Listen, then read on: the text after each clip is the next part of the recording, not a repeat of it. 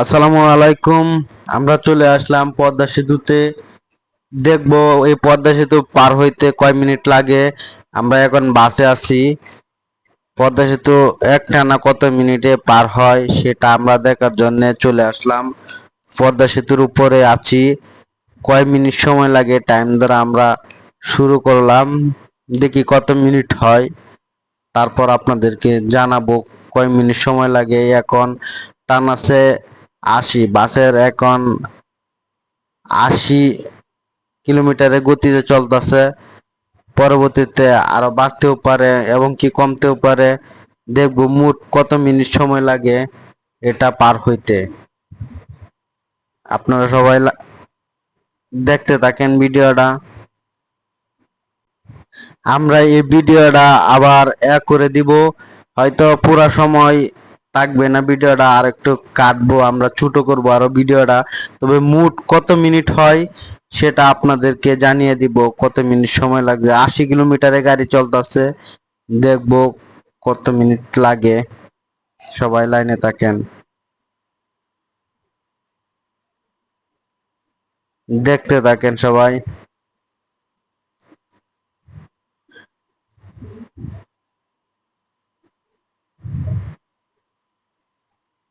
এই বাসটা হচ্ছে টুঙ্গিপাড়া এক্সপ্রেস। আমরা টুঙ্গিপাড়া এক্সপ্রেসে আছি, দেখবো। আপনারা সবাই দেখতে থাকেন।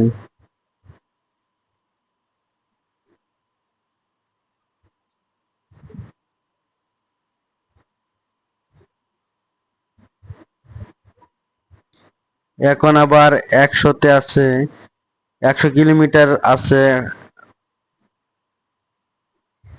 গাড়ির গতি। এখন আপাতত 100 কিলোমিটারে চলতেছে।